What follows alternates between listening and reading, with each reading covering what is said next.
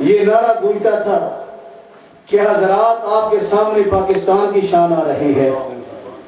تو اب آپ کے سامنے تشریف فرما ہے کہ مشرق و مغرب کہاں کہاں اللہ نے آپ نے محبوب کی عزت کے ڈنکے بجائے ہیں کی زبان سے، اور اولیاء اللہ کی تعریفات سنوائی ہیں. میری مراد رئیس المتکلمین پیر طریقت رہبر شریعت حضرت علامہ مولانا مفتی سید محمد مختار شاہ صاحب العینی خلیفہ مجاز کچوشہ شریف، آپ یہ تقریر شروع کرنے سے پہلے شایان شان پرزور نعرے کا جواب دیں، اور جو دو دور کو تشریف فرما ہے میں گزارش کروں گا قریب قریب آ جائیں اور بھرپور انداز میں نعرے کا جواب دیں اور بڑی توجہ سے شاہ صاحب کا خطاب سماعت فرمائے. نعرہ تکبیر، نعرہ رسالت، یا رسول اللہ، نعرہ رسالت، یا رسول اللہ، کے حق اہل سنت والجماعت زندہ باد. لا منازم له ولا مقابل له ولا مساوي له ولا جسيم جسم جسم جسم لا ولا قسيم قسم قسم قسم لا ولا فريق فرق فرق لا ولا مثيل مثل مثل لا. ونشهد أن لا إله إلا الله وأن ربوبيته وملوكيته وملكه وملكه وملكه وشمسه وقمره وأرضه وسمكه وسماءه وحده مهرا ومبرا ومنزا ومؤلى بالجلال وحده من يشرك به في ذاته وعاداته وحياته وصفاته ونوانه وكلامه متفردا متفكرا متنبرا متنصرا وعليه اللعنة والوبال.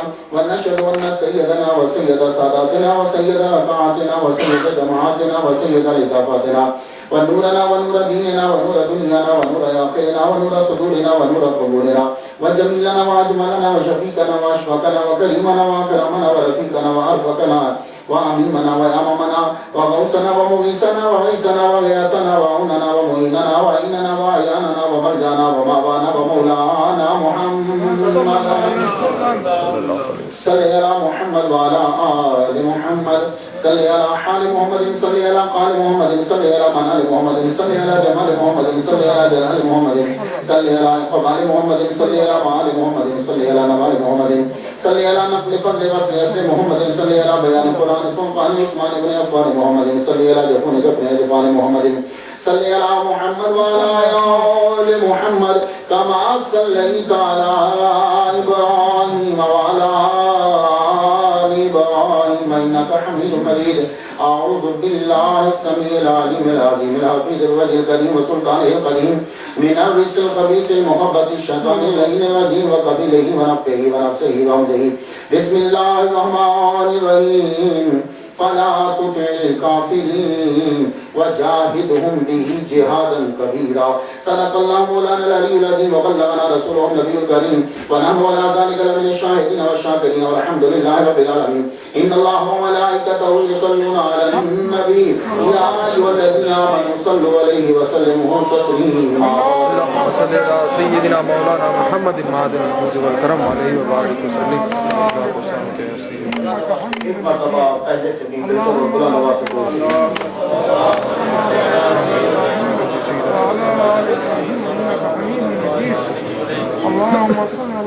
گرامی قدر واجب الاحترام بزرگوں، خصوصی طور پر فخر السادات فخر العلماء ہمارے کینیڈا پاکستان عالم اسلام کی شان معروف سکالر جناب بدیع الدین صاحب سہروردین مدثر العالی اور میرے بھائی جو لوگ جانتے ہیں وہ بھی انہیں تو بتانے کی ضرورت نہیں ہے.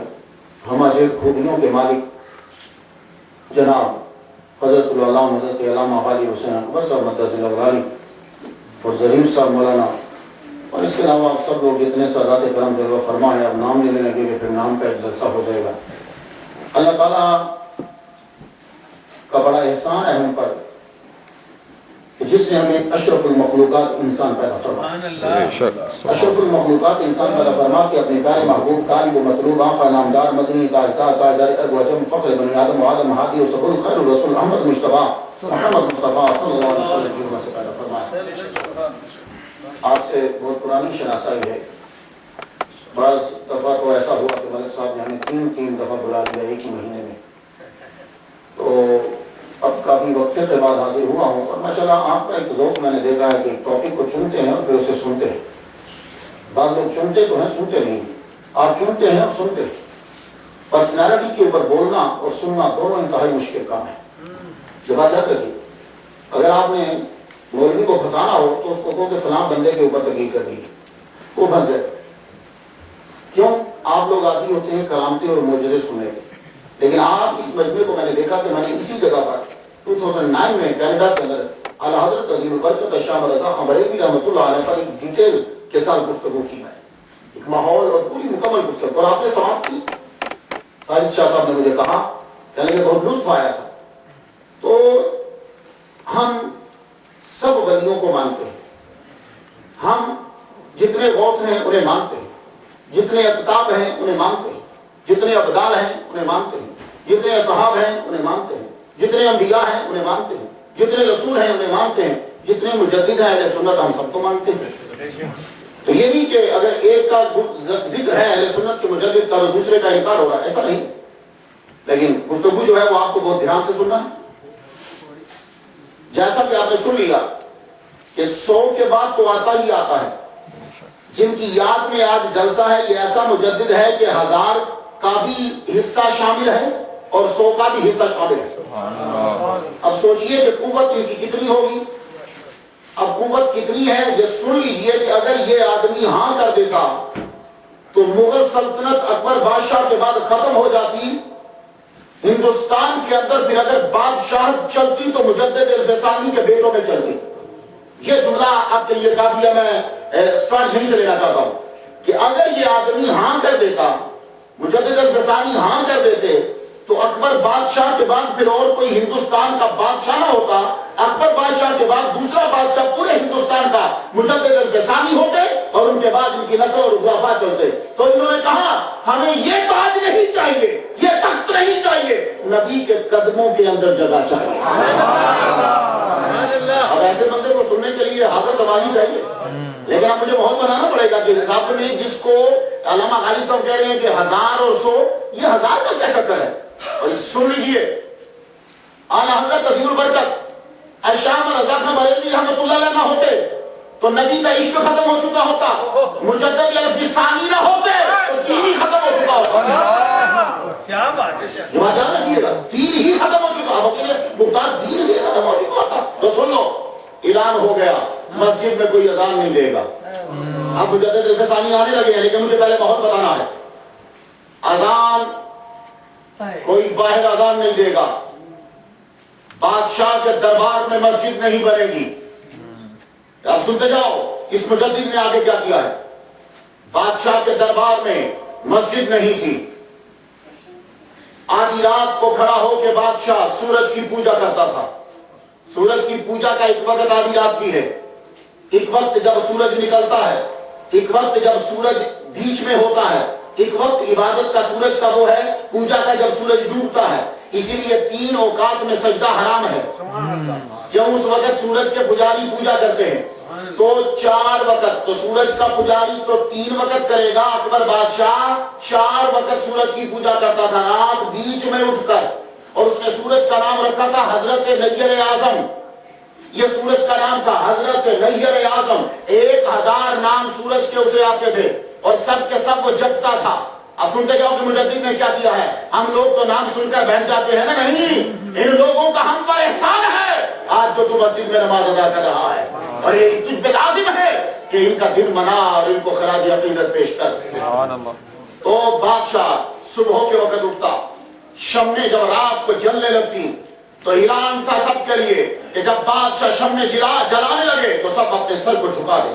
تو شمیں جب جلتی تھی تو سر جھک جاتے تھے. ہما وقت دربار میں آگ جلتی رہتی, مجوسیوں کی طرح آگ کی پوجا کی جاتی.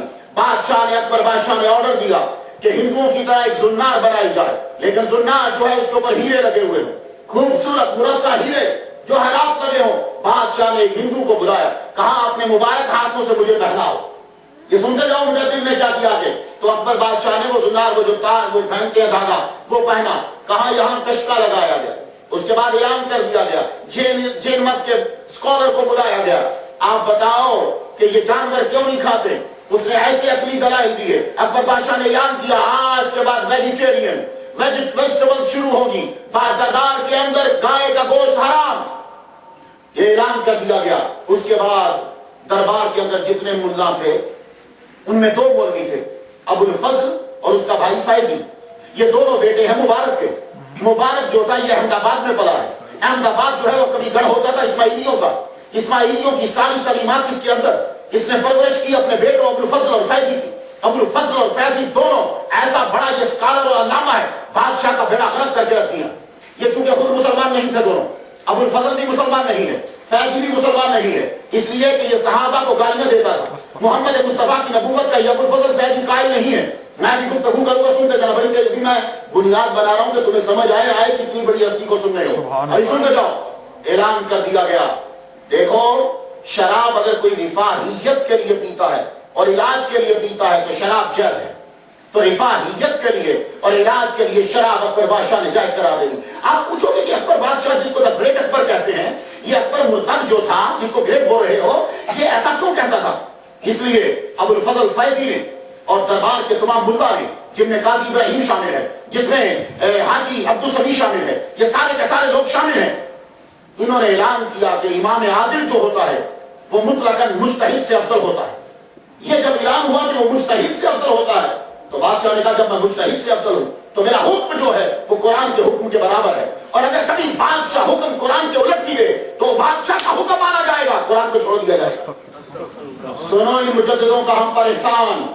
اب جب یہ ہوا تو حکم جاری ہو گیا. سنو, مامے کے گھر شادی کرنا ناجائز. سنتے ہیں نا, ابھی سنتے گا نا, مجھے ابھی میں مجدد تک پہنچا نہیں, ابھی میں ماحول کے مجدد کو بھیجا کیوں.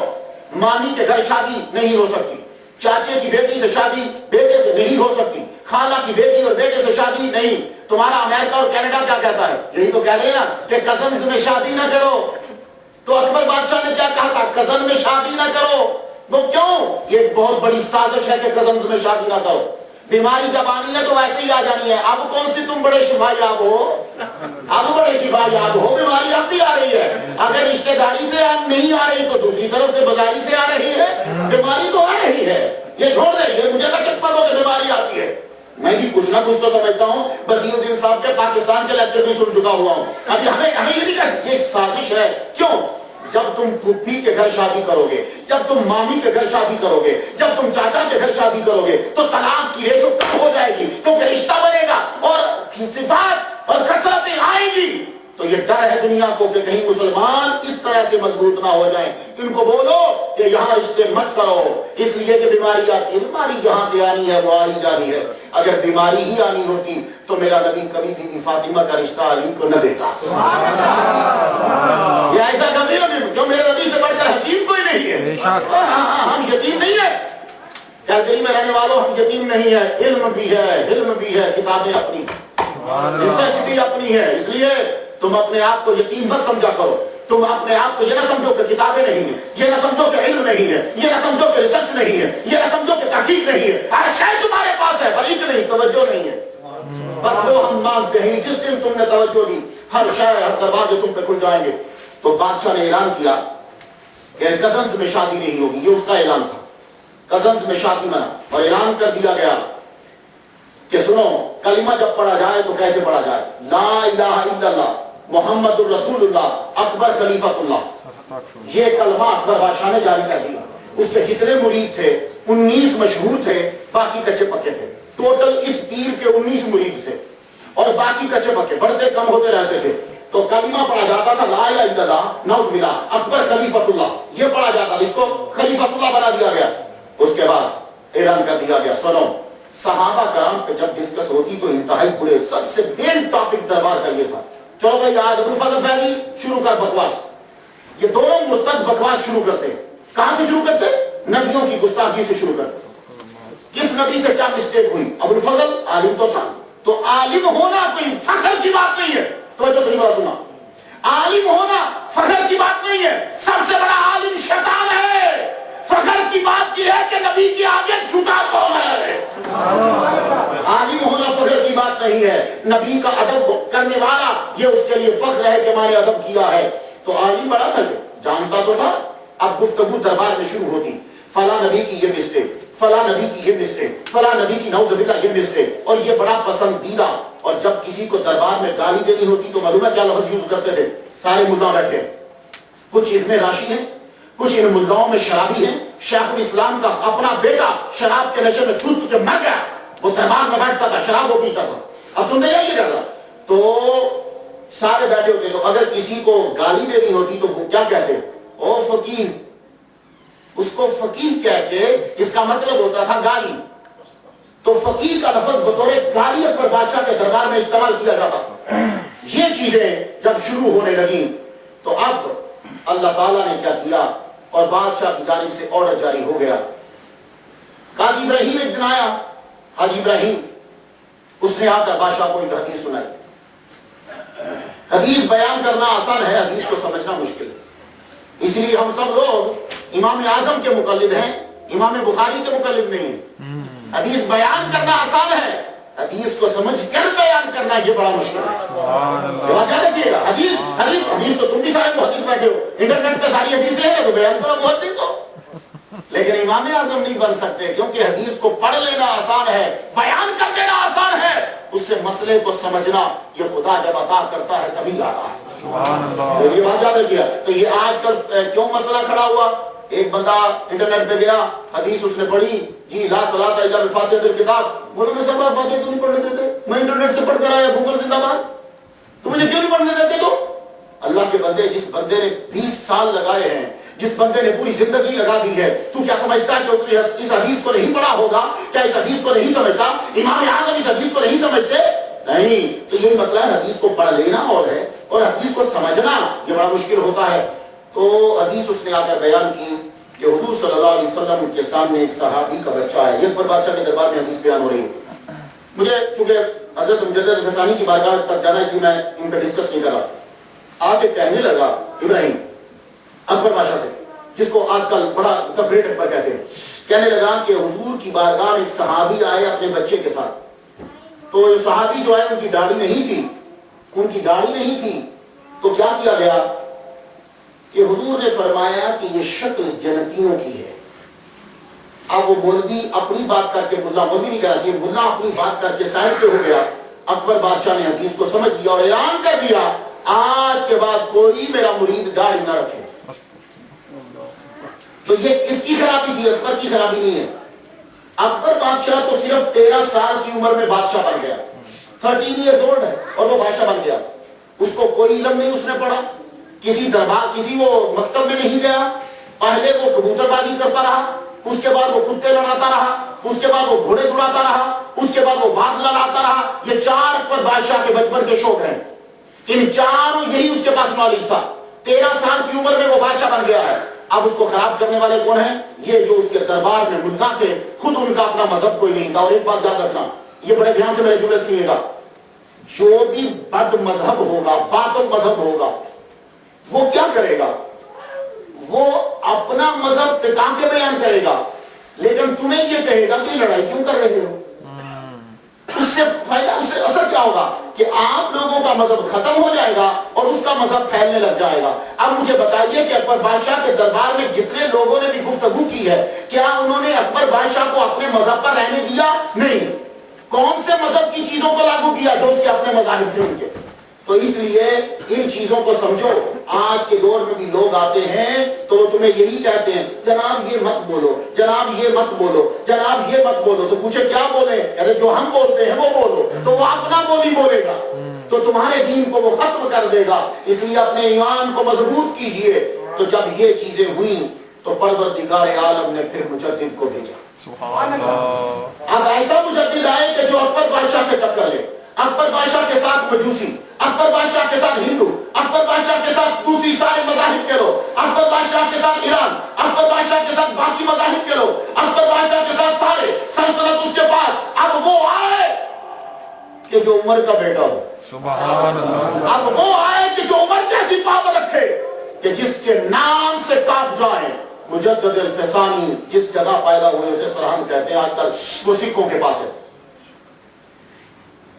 شاہ کمال رحمۃ اللہ علیہ سرہند پہنچے تو شاہ شیخ مخدوم بچے کو لے کر آئے کہ بچہ بڑا بیمار ہو گیا ہے، اسے دم کر دیجیے۔ پتہ چلا کہ شاہ کمال سرہنگ آئے ہیں۔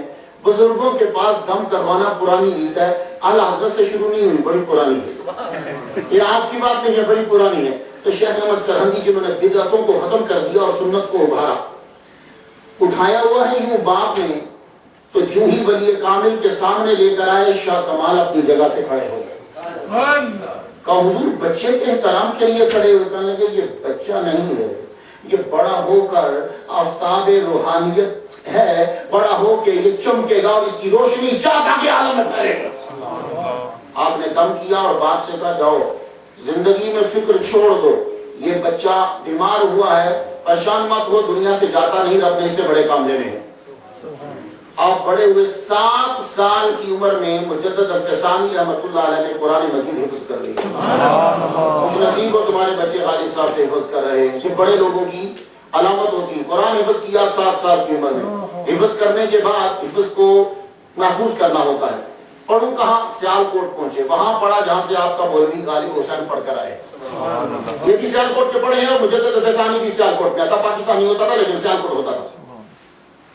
سیال کوٹ تشریف لائے، یہاں سارے علوم پڑھے، ہمارے ولی جاہل نہیں ہوتے، قرآن کے عالم ہوتے ہیں، حافظ ہوتے ہیں، حدیث کو جانتے ہوتے، انہیں نبی کی سنن کا علم ہوتا ہے۔ مجدد الفسانی نے سیال کوٹ میں مروجہ علوم پڑھنے کے بعد اب واپس چلے، پتہ چلا کہ دلی مرکز ہے، سارے مولوی دلی میں جمع ہوتے ہیں۔ مجدد الفسانی 17 سال کی عمر اور دلی بڑھا ہوا بڈھے ملاؤں سے، دین خراب ہو گیا۔ ملا خود اس کے سارے کے سارے ملا جتنے ہیں، وہ بادشاہ ہو، عوام ہو، وحدت الوجود کی انتہائی بگڑی ہوئی شکل صوفیوں میں نظر آئی۔ کوئی صوفی چند چھوڑ کر صوفی سے ہی نہیں، ہر ایک نے وحدت الوجود کو بگاڑ کے رکھ دیا۔ دلی پہنچے، 17 سال کی عمر ہو، تصور کرو کہ کیا حال ہوگا۔ دلی اس وقت مرکز ہے۔ آپ جب پہنچے تو محفل میں وہاں پہنچے جہاں سب ملا بیٹھتے، ابو الفضل آیا، فیضی بھی آیا، دونوں بھائی۔ آپ نے ایسی گفتگو کی کہ دونوں یہ ملا متاثر ہوئے، کہنے لگے کہ اس کو بھی اپنے گینگ میں شامل کرو، اس بندے کے پاس علم بڑا ہے، شامل کر لیا۔ روز محفل جمتی، ابو الفضل فیضی روز آتا، روز گفتگو جمتی۔ ایک دن امام غزالی پہ گفتگو چلی، ابو الفضل نے بکواس کیا امام غزالی کے اوپر رحمۃ اللہ علیہ۔ مجدد الفسانی کے جب پہلے قہر اور پہلا غضب ہے، کہنے لگے ابو الفضل آج تو تو نے امام غزالی کے بارے میں جملے بولے ہیں، ایسا مت بولنا، اور اگر تو بولے گا تو میری محفل میں دوبارہ مت آنا، میں تجھ سے گفتگو نہیں کروں گا۔ ابو الفضل عام ملا نہیں ہے، اکبر بادشاہ کا رائٹ ہے۔ کیا سمجھتے ہو کہ اس کو اس طرح گفتگو کرنا اپنے آپ کو مصیبت میں ڈالنا نہیں ہے؟ لیکن فرمایا ابو الفضل سمجھ گئے نہیں، اسے چھوڑ ڈالی، معافی مانگی، حضور آئندہ کبھی امام غزالی رحمۃ اللہ پہ گفتگو نہیں ہوگی، میں کوئی جملہ نہیں بولوں گا۔ کچھ دنوں کے بعد پھر گفتگو چل پڑی فلسفے پہ، گفتگو چلی تو فرشتوں پہ چل پڑی۔ اکبر بادشاہ فرشتوں کو نہیں مانتا، فرشتوں کا منکر، معجزات کا منکر اور کرامتوں کا منکر، معراج کا منکر، سورج کے یہ چاند کے ٹکڑے ہونے کا منکر، یہ ساری چیزیں انہی مدعاؤں سے چلی تھی اس کی طرف۔ گفتگو چلی تو ابو الفضل کے منہ سے نکلا کہ فرشتے آسمان کو کیسے کراس کر کے آ سکتے ہیں؟ یہی بات اس نے اکبر بادشاہ کو بھی سمجھائی کہ یہ جو کہتے ہو کہ آسمان کو کراس کرتے ہیں فرشتے اور نیچے آتے ہیں، تو کراس کرنے کے لیے پھٹنا ضروری ہوتا ہے، اور آسمان کے لیے پھٹنا نہیں ہے، تو فرشتے کیسے آتے ہیں؟ یہ ابو الفضل نے جب تھوڑا سا ٹچ دیا تو مجدد الفسانی فرمانے لگے جس طریقے سے شیشے میں سے نظر گزر جاتی ہے اور اس کے لیے پھٹنا نہیں ہے، اس طرح آسمان کے لیے بھی پھٹنا نہیں ہے اور فرشتے گزر جاتے ہیں۔ لیکن یہ جملہ تو معلوم ہے، اگلا جملہ اس نے بڑا خطرناک بولا۔ ابو الفضل کہنے لگا، مرتض کہتا ہے، کہتا ہے کہ پھر یہ کس طرح پتا چلے گا کہ وہ فرشتہ اس بندے کے پاس آیا ہے؟ نام نہیں لیا لیکن نبی کی نبوت پر اٹیک کر گیا۔ یہی وجہ ہے کہ اکبر بادشاہ کہاں کرتا تھا قرآن مخلوق ہے، قرآن متواتر نہیں ہے اور یہ الہامی کلام ہے، یہ ثابت کرنا محال ہے، یہ اکبر کہاں کرتا تھا۔ اب یہ جملے سنتے جائیے، تو جب اس نے ابو الفضل نے یہ کہا مجدد الفسانی کی بارگاہ میں کہ کیسے پتا چلے گا کہ فرشتہ اس کے پاس آیا ہے، اسی کے پاس، تو مجدد الفسانی کہنے لگے، سن تجھے کیسے پتا چلا کہ فاریابی اور ابن سینا یہ جو ہیں وہ سینا جو ہیں یہ حکیم تھے. کہنے لگا ابو نصر کی میں نے کتابیں پڑھی, میں ان کی کتابیں پڑھی تو مجھے پتا چلا کہ یہ حکیم ہیں. تو مجدد الفسانی کہنے لگے جب تو نے ان دو کی کتابیں پڑھی تو تجھے پتا چلا یہ حکیم ہے, تو ہم نے جب قرآن پڑھا تو پتا چلا کہ ابراہیم محمد کے پاس بلایا ہے. اللہ اکبر یا رسول اللہ. قرآن کا لفظ بتاتا ہے کہ محمد صلی اللہ علیہ وسلم کے پاس جبریل آئے ہیں اور سن ابو الفضل, آج کے بعد میری محفل میں تو مت آنا, اب میں تیرے رب میں رسالہ لکھوں گا. آپ اس کے بعد آپ نے نبوت کے اس بات پر مجدد فسانی نے رسالہ لکھا. تو دلی سے آپ اب چلے واپس, سرحان شریف آئے, کہنے لگے دل نہیں لگتا, یہاں کے ملا خراب ہو گئے, جو نبی کا ادب نہیں کرتا ان کے پاس کیا رہنا. واپس تشریف لا رہے, تھانسیر سے گزرنے لگے. تھانسیر کا شیخ سلطان کو رات کو میرے نبی خواب میں آئے, فرمانے لگے میرا نائب آ رہا ہے, جب تیرے شہر سے گزرے اسے روک لینا, اور جیت بھر کے اس کی خدمت کرنے لگا, اور جب جا رہا ہو تو بیٹی کا رشتہ دینا. یہ شیخ سلطان تھانسیر کے وہ جب اس نے رستے میں ہی بٹھا دیے بندے کہ جہاں سے جب قافلہ گزرے تو اس شکل کا لڑکا جب گزر رہا ہو تو روک لینا. مجدد الفسانی واپس رات جا رہے ہیں تو رستے میں تھانسیر میں روک لیا گیا. حضور آپ ہمارے گھر چلیں گے؟ تو میں نے کہا ٹھیک ہے چلتے ہیں. گئے, خدمت کی کچھ دن. جب وہ جانے لگے تو حضور ایک عرض کی اور سید الانبیاء کی جانب سے اشارہ ہے کہ اپنی بیٹی میں آپ کے عقد میں دوں. تو جو اچھے بچے ہوتے ہیں نا وہ یہی کہتے ہیں جو مجدد فسانی نے کہا مجھے منظور ہے پر ابا جب تک نہیں کہیں گے میں ہاں نہیں کر سکتا. یہ اچھے بچوں کی نشانی ہوتی ہے. اس لیے میں کہا کرتا ہوں اپنے بچوں کو یہ سٹوری ضرور سنایا, گھر کے اندر ضرور. سنڈریلا کی سٹوری نہ سنایا کرو, ہمیں نہیں ہوئی آج پتہ نہیں کہاں گئی ہے, ڈزنی لینڈ تک گئے نہیں. وہ بچہ پاگل ہو کے مر جاتا ہے, سٹیزن شپ ہو گیا, پورا دے سنڈریلا نہیں, یہ ملے گی بھی نہیں. اس کو مجدد الفسانی کا رستہ بتاؤ, اسے اعلیٰ حضرت کا رستہ بتاؤ, اسے میرے نبی کا رستہ بتاؤ, صحابہ کے رستے بتاؤ, یہ مل بھی جائیں گے.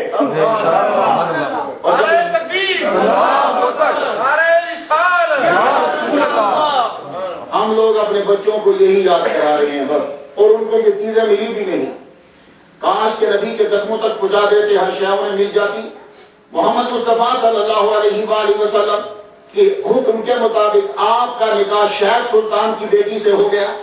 اب شیخ سلطان نے اتنا جہیز دیا, آپ نے پرانی حویلی کو چھوڑا, نئی حویلی بنائی گئی. نئی حویلی کے اندر شیخ احمد سلامتی رہنے لگے.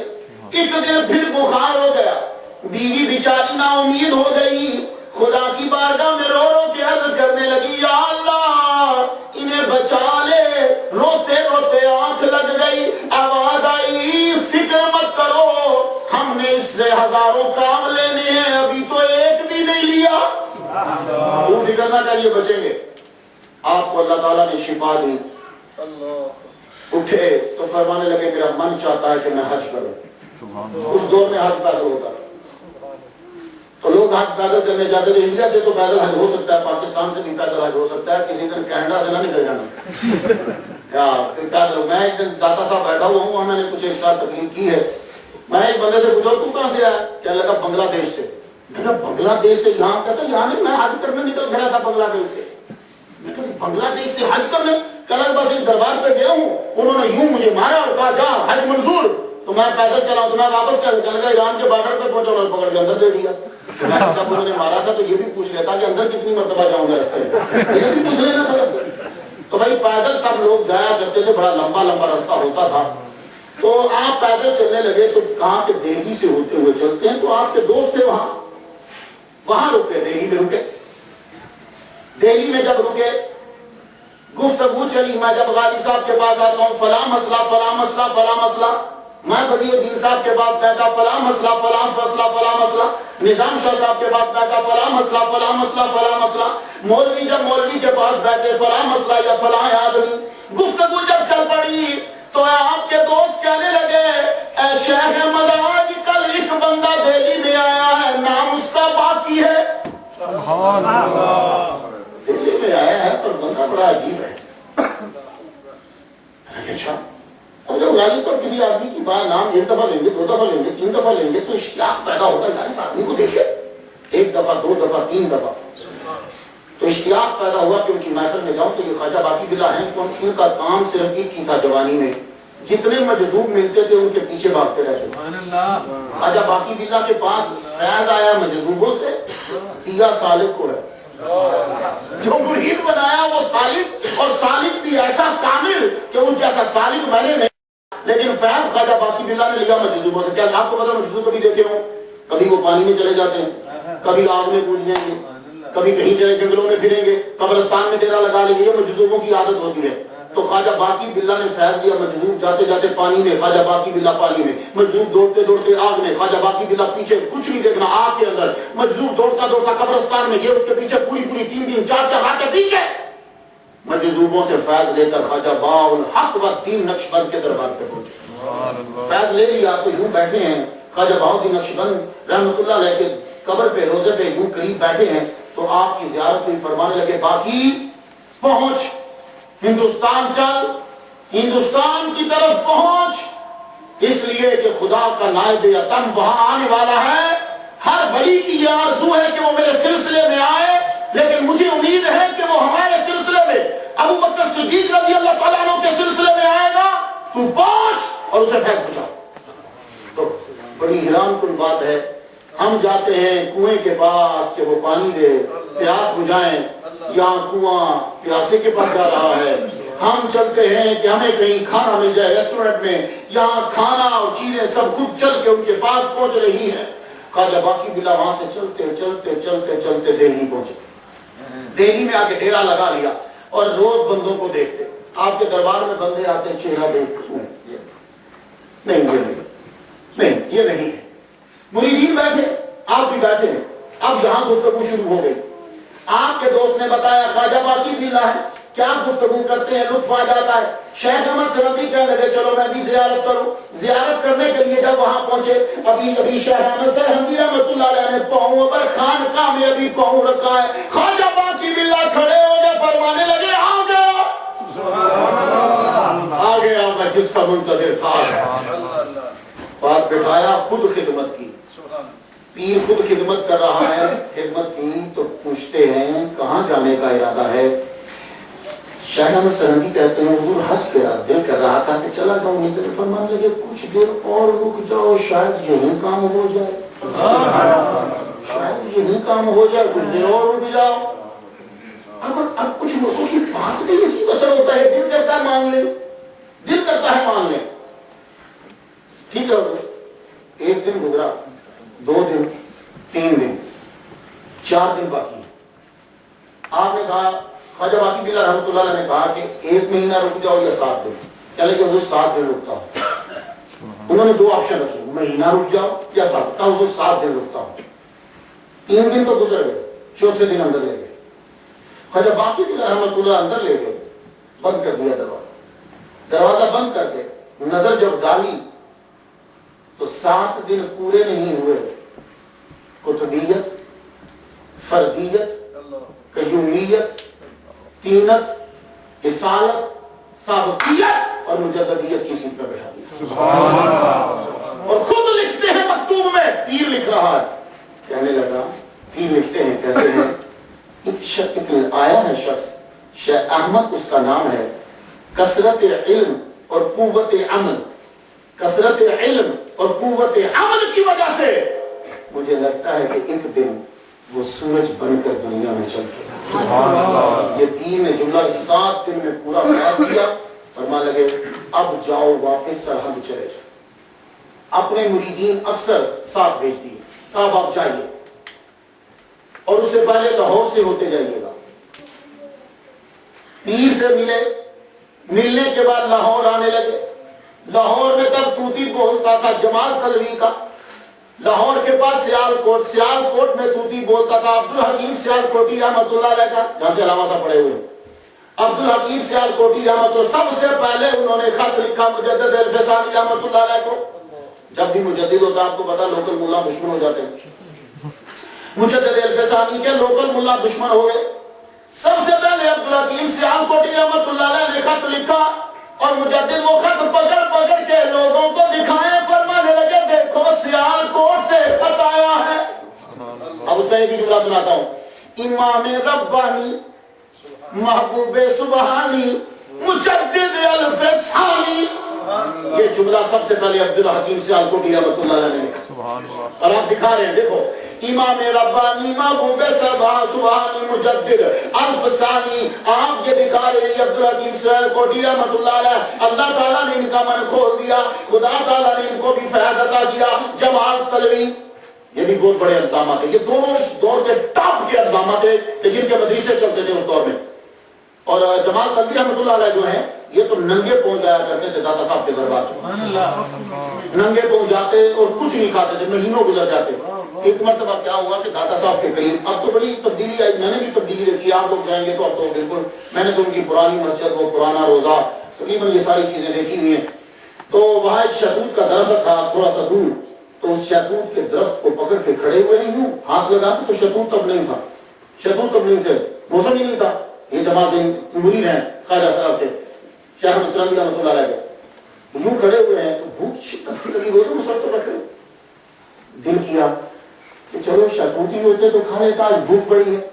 کہ بابا جی دم سے نمودار ہوئے اور انہوں نے یوں شہتوت پکڑائے، تو آپ دیکھنے لگے کہ شہتوت تو اوپر ہے نہیں، شہتوت دیے تو کہا یہ کھا لو، تو شہتوت لے کے کھانے لگے۔ روزہ افطاری کا وقت تھا، تو روزہ افطار کیا تو مڑ کے دیکھنے لگے تو کہتے ہیں کہ ہو سکتا ہے کہ یہ بابا جی داتا صاحب ہی ہو۔ مڑ کے جب دیکھا تو تب وہ جلوہ فرما کے اور مسکرا رہے تھے، کہنے لگے روز تو ہمارے پاس آتا تھا، ہم نے کہا چلا جا ہم تیرے پاس لے جاتے ہیں۔ یہ ہے جمال طلبی۔ جب مجدد الف ثانی لاہور تشریف لائے، آپ ہاتھ جوڑ کے کھڑے ہوئے، آپ نے ان کی ارادت میں شامل ہوئے، مرید بنے، فیض لیا، بنگال میں فیض آپ کا پہنچا، شیخ حمید آپ کے مرید بنے، پہلے سخت مخالف تھے، لیکن جب آپ کی گفتگو سنی تو مجدد الف ثانی رحمۃ اللہ کے مرید ہو گئے، اور جب جانے لگے تو کہنے لگے میں بنگال جا رہا ہوں، اے مجدد مجھے اپنے نالین دے دو۔ مجدد الف ثانی کے دونوں نالین، آپ کے دونوں نال، یہ دونوں نالین جب لیے، لے کے شیخ حمید الدین نے سر پہ، حمید رحمت اللہ علیہ نے سر پہ رکھ لیے۔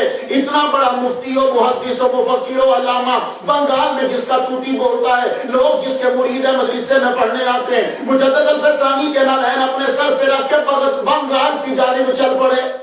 بنگال پہنچے اور آج یہ بنگلہ دیش کا آدمی ہے، کئی عرصہ تک آپ نے وہ نالین لے جا کر ایک چبوترے کے پاس، آپ نے دروازے کے قریب وہ نالین گھن لٹکا دیے۔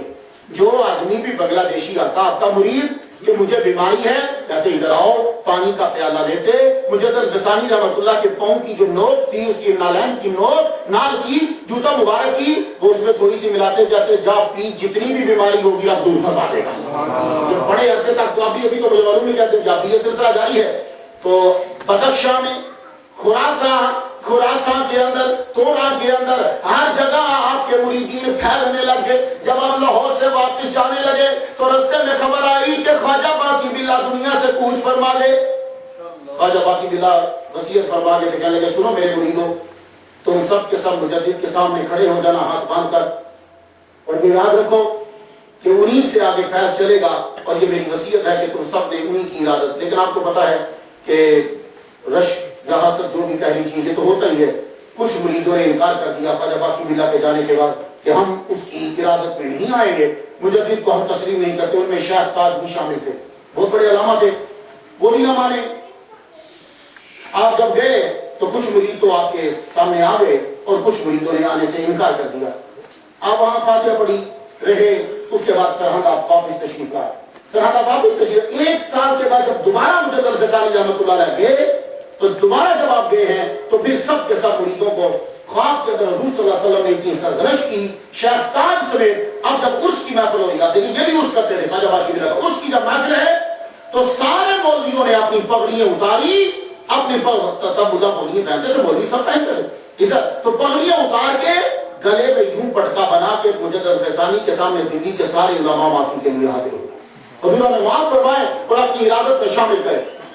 اکبر بادشاہ کہ دربار کے اندر بدتمیزیاں چل رہی تھی، آپ کے مریدین جب تعداد بڑھی تو اس کے اندر صدر جہاں، مرتضیٰ خان، خان اعظم، یہ سب سے بڑے لوگ تھے گورنمنٹ کے، جو ٹاپ کے تھے. خان اعظم اور اکبر بادشاہ نے 1 ماہ کا دودھ دیا تھا. تو خان اعظم کی بات جو ہے وہ ٹالتا نہیں، اس لیے خان اعظم اکبر بادشاہ کو ڈانٹ بھی دیتا، بعض مذاق بھی کر دیتا. اکبر بادشاہ نے جب یہ ساری اصطلاحات نافذ کر دی، اصطلاحات نافذ کی، تو خان اعظم نے سب سے پہلے روکا اور مجدد الفسانی رحمۃ اللہ علیہ نے خط لکھا. فرمان لگے اکبر بادشاہ کو روکو ان چیزوں سے، اسے باز کرو، اسے کہو کہ یہ اصطلاحات ختم کرو اور یہ بدعات ساری ختم کرو. محمد مصطفیٰ صلی اللہ علیہ وسلم کی سنن پر عمل ہونا چاہیے، میرے نبی نے جو فرمایا اس پہ عمل ہو. اکبر بادشاہ ڈر گیا. وجہ یہ ہے کہ جب یہ مجدد الفسانی جس دن پیدا ہوئے تھے، اس دن اس نے خواب دیکھا تھا کہ شمال کی طرف، دلی سے شمال کی طرف سے ہوا چلی ہے. اس ہوا نے تخت سمیت بادشاہ کو، اکبر بادشاہ کو اڑا کے پھینک دیا. 7 دن تک اکبر بادشاہ کی زبان نہیں ہلی تھی. زبان سے کچھ لفظ، اتنی حیبت کہ زبان سے کچھ بولا ہی نہیں جاتا. اب جب آپ کا یہ لیٹر پہنچا تو کچھ کام گیا. کیا لگا ٹھیک ہے اعلان کروا دو کہ جو چاہے وہ عمل کرے، جو چاہے وہ عمل نہ کرے. اس کے لیے ہم 1 دن دربار لگاتے ہیں. اب اکبر بادشاہ ایک دربار لگا لے. آپ سنیے ذرا مجدد نے کیا کمال کیا. آپ کا پہلا امتحان شروع ہوا، تبلیغ شروع. اکبر بادشاہ نے اعلان کر دیا میرے محل کے اندر 2 دربار لگیں گے، ایک دربار اکبری، ایک دربار محمدی. دربار اکبری بھی سجایا جائے گا، دربار محمدی سجایا جائے گا، اور لوگوں کو اجازت ہوگی جو چاہے ادھر آ جائے، جو چاہے ادھر آ جائے، جدھر چاہو چلے جاؤ. اس کے بعد تم پکے. مجدد الفسانی رحمۃ اللہ کو بتایا گیا کہ حضور اکبر بادشاہ نے اعلان کیا کہ 2 دربار لگیں گے. آپ نے فرمایا اس کو کہہ دو کہ بدتمیزی مت کرو، تم تباہ ہو جاؤ گے.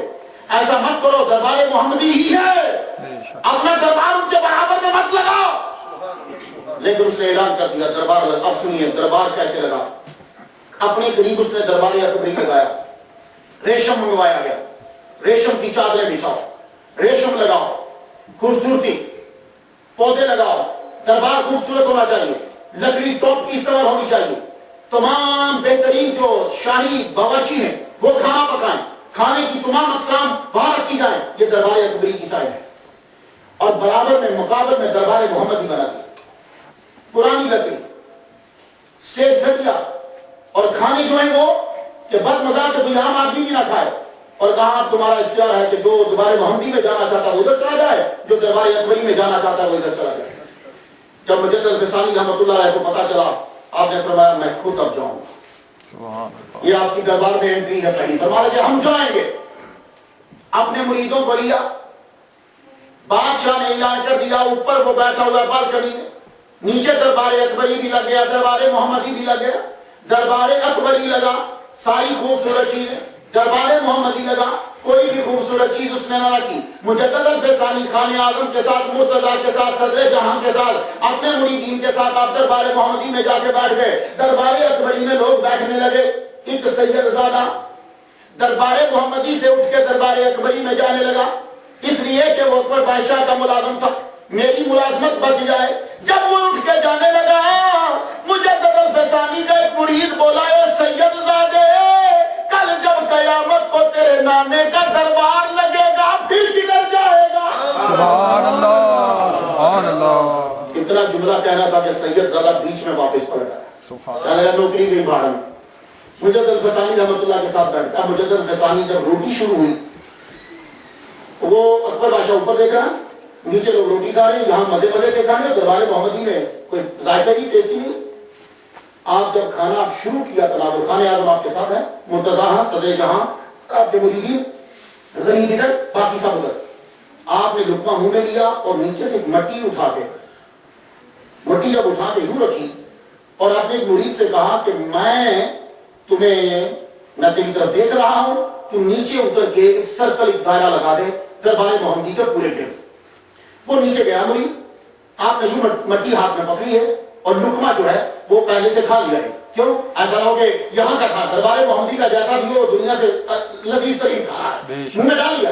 اس نے جا کے دائرہ کھینچا، وما رمیت اذ رمیت ولکن اللہ رمی.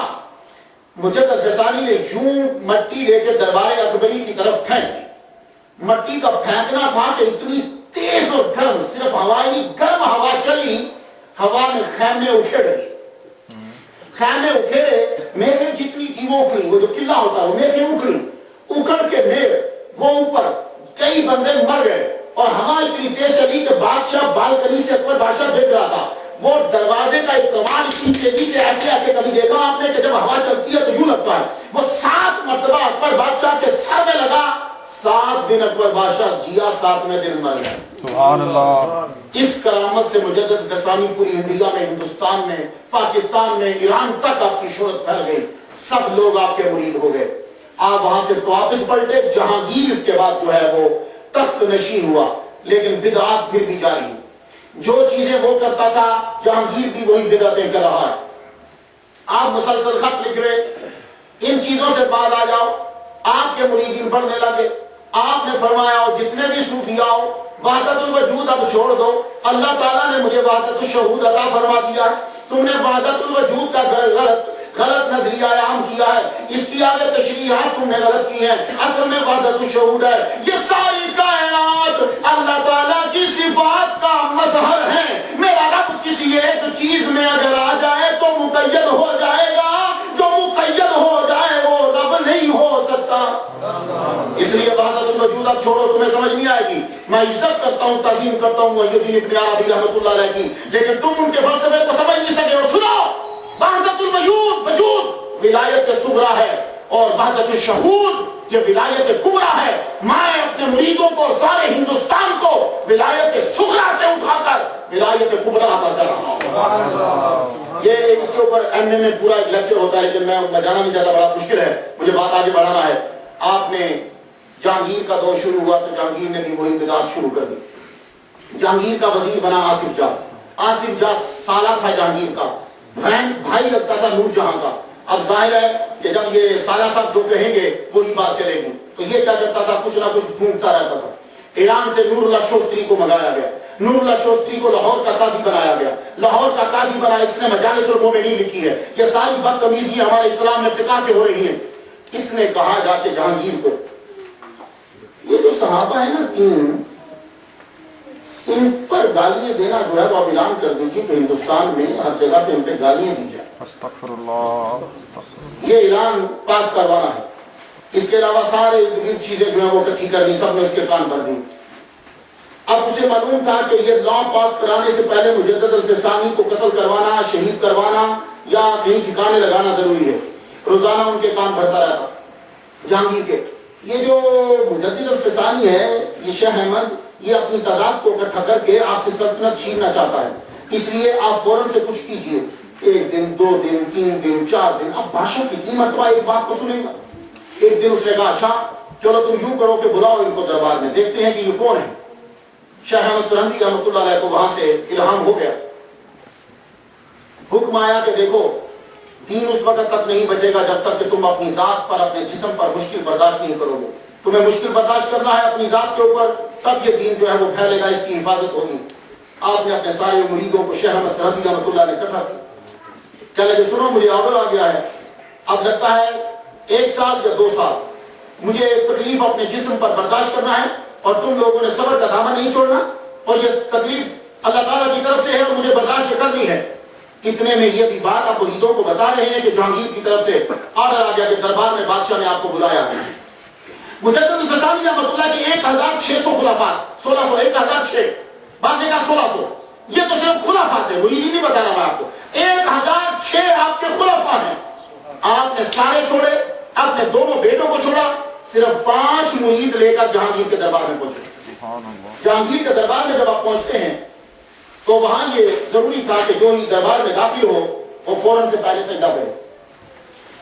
حضرت مجدد الفسانی رحمۃ اللہ داخل ہوئے تو آپ نے نہ تو سلام کیا نہ ہی سر کو جھکایا, بلکہ سر نارمل یوں ہوتا ہے. مجدد الفسانی یوں کر کے داخل ہوئے, یوں اوپر دیکھ رہے ہیں, اور سلام نہیں کیا. سامنے شامل تو جہانگیر بادشاہ کہتا ہے آپ نے ہمیں سلام نہیں دیا. آپ نے فرمایا مجھے پتا تھا کہ تو تکبر کی وجہ سے جواب نہیں دے گا, اس لیے نہیں دیا. اور سر نہیں جھکایا, فرمایا کہ ہمارا سر صرف رب کے آگے جھکتا ہے. سبحان اللہ. آصف جہاں نور جہاں کا بھائی قریب کھڑا تھا, سارا بادشاہ کہا دیکھا میں آپ کو کہتا تھا یہ آپ کا ادب نہیں کرتا, اب آپ کی پورے دربار میں بے عزتی ہوگی, سر جھکوائیے. تو جہانگیر بولا تو سر تھوڑا سا یوں کر دیجئے. فرمانے لگے بھلے سے یوں کرنے سے کچھ نہیں ہوتا, پر تیرے دربار میں نہیں کروں گا. میں تیرے دربار میں یوں تبدیلی کروں گا؟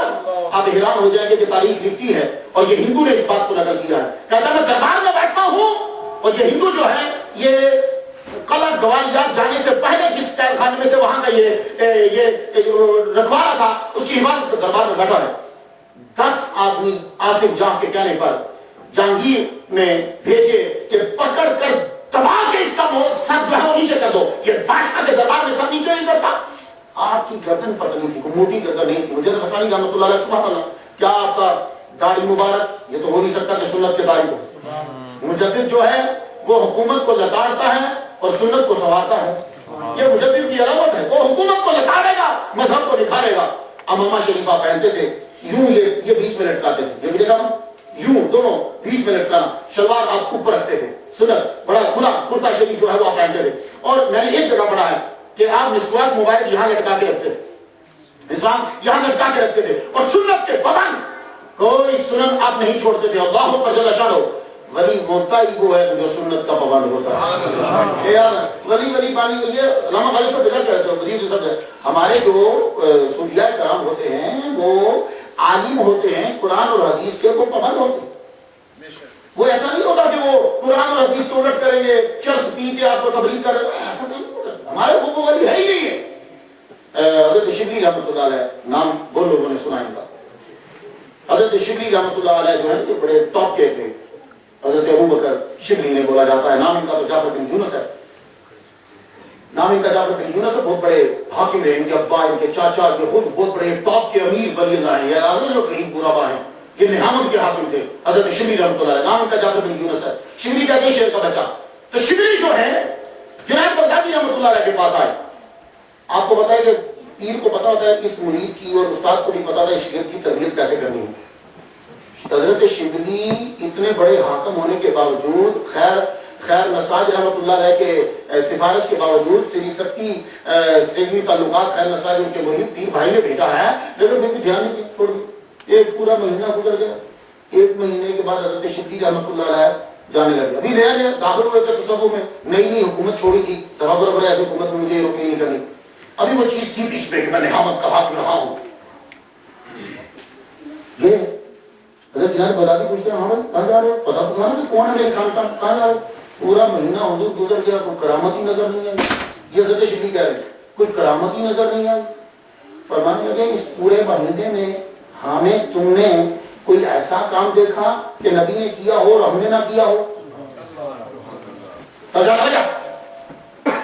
اتنی بات کہتے نکال دیا، شبلی کو دربار سے نکال دیا۔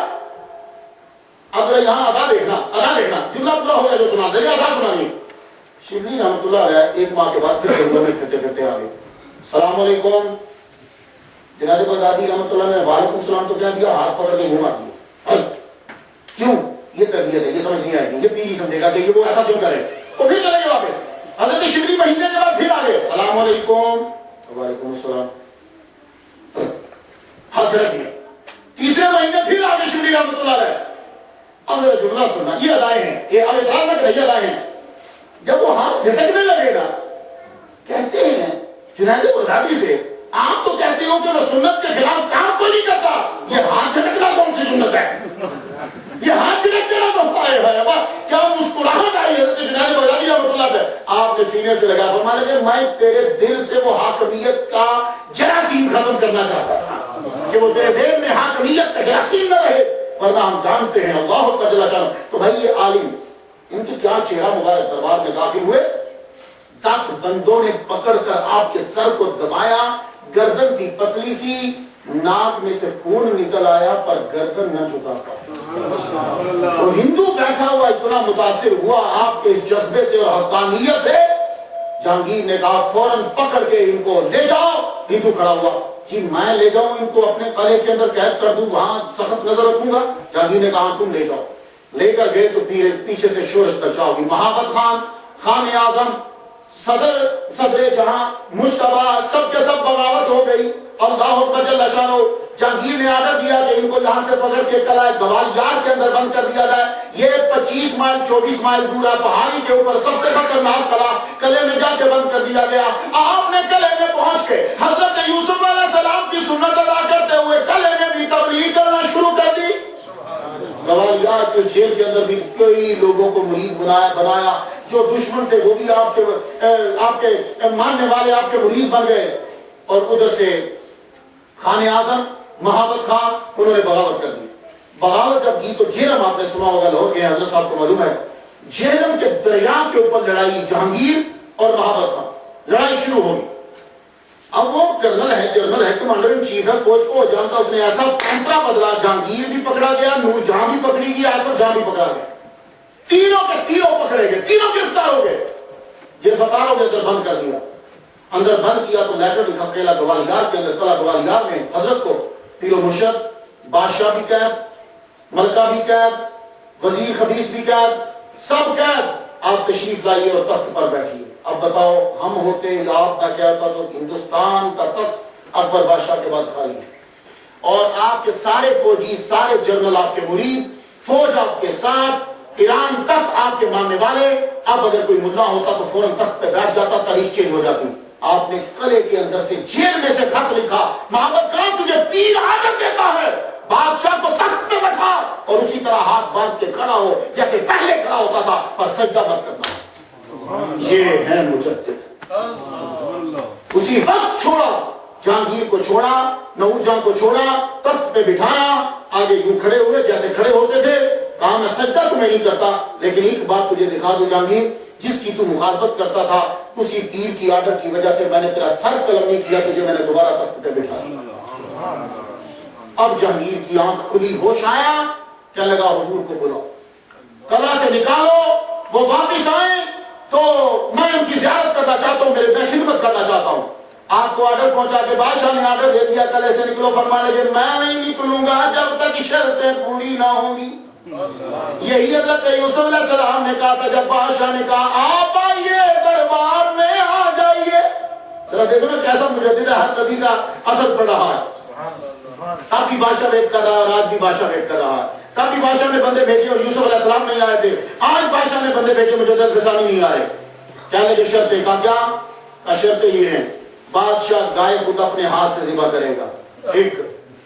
دوسری بات، دربار کے اندر دروازے کے اوپر ایک مسجد بنائی جائے گی، باقی باتیں اور سجدہ کوئی بھی دربار میں نہیں کرے گا، اور جتنی مسجدیں گرائی گئی اور مندر بنائے گئے، میں یہ نہیں کہتا کہ مندر گراؤ، لیکن جتنی مسجدیں گرا کے مندر بنائے گئے وہاں دوبارہ مسجدیں جو ہیں وہ بنائی جائیں، اور شریعت کا آرڈر کر دیا جائے، اور یہ جتنے حرام کام تم نے شروع کیے ہیں یہ سب کے سب روکے جائیں۔ اس نے کہا حضور میں سائن کرتا ہوں، میں مانتا ہوں جو آپ فرمائیں گے وہی ہوگا، ایک دفعہ آپ میرے پاس تشریف لائیے۔ حضور وہاں سے قوالیار کے قلعے سے چلے کشمیر پہنچے۔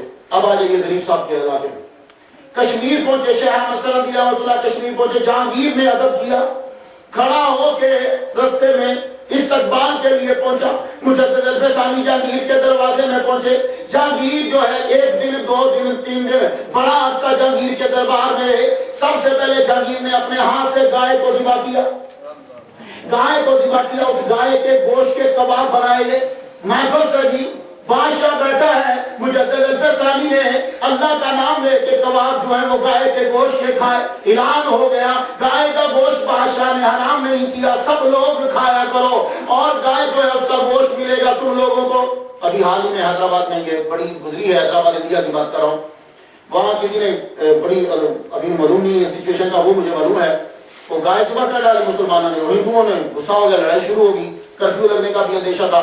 لیکن میں کلپ دیکھ رہا ہوں کہ ہندوؤں نے کیا کیا، کسی مسلمان نے گائے ذبح کی تھی، اس کا سارا گوشت اٹھایا رکشے میں ڈالا، رکشے میں ڈال کے لے گیا تو گندے نالے میں پھینک رہا، تو وہ پورے کسی نے پتہ نہیں اپنے نہیں بھر کے ڈال دیے فیس بک پہ، گالیاں بھی دے رہا تھا مسلمانوں کو، اور گائے پکڑ کے گندے نالے میں پھینک رہا۔ تو اگلے بندے نے کہا اور ظالم تو اپنی ماں کی کتنی ادب کر رہا، یہ گائے اگر مسلمان کھا جاتا تو تب زیادہ ہوتا، تو ماں اٹھا کے گندے نالے میں پھینک رہا، یہ ماں کا ادب ہے؟ اور دیکھیے کتنی حماقت ہے، کتنی ہے، وہ ماں اٹھا کے گندے نالے میں پھینک رہا، اور ساتھ مسلمانوں کو گالی دے رہا، گالی خود کو دے، اگر مسلمان کھا جاتا تو اچھی جگہ پہ ماں پہنچتی، اب کہیں ماں گندے نالے میں گر گئی۔ اسی لیے کہتے ہیں شرک انسان کی مت مار دیتا ہے۔ یہی وجہ ہے شاید ہندو رام اور ہنومان کا مندر کٹھا نہیں بناتے، ورنہ مسئلہ بن جائے ہنومان کا علیحدہ بنا دیتے ہیں، اور اگر کسی جگہ کٹھا بن گیا رام اور ہنومان کا مندر، اور کسی کی بیوی گم ہو گئی اور وہ گیا رام کے پاس میری بیوی مل جائے. قرآن کہے گا وہ ہنومان کے پاس جا, میری بیوی بھی اس نے لے ڈھونڈ کے دی تھی. خدا کا خوف کرو یار. اللہ بھلا کرے ان مجددوں کا, اللہ بھلا کرے ان لوگوں کا جنہوں نے شرک سے ہم لوگوں کو بچا لیا, شرک سے بچا لیا. اور چائنا والا اور نواب بنا. آپ کو پتا ہے چائنا زندہ باد. چائنا نے کہا انڈیا والوں تمہارا بھگوان 100 روپے کا تھا, میں تمہیں 5 روپے کا دوں گا, میرے سے 5 کا لو. یہ میں جھوٹی بات نہیں کر رہا. انڈیا کی اخباروں میں خبریں آ گئی, غریب کا ایک ہی ہنر تھا گلی محلے کا, وہ بھی چائنا نے چھین لیا.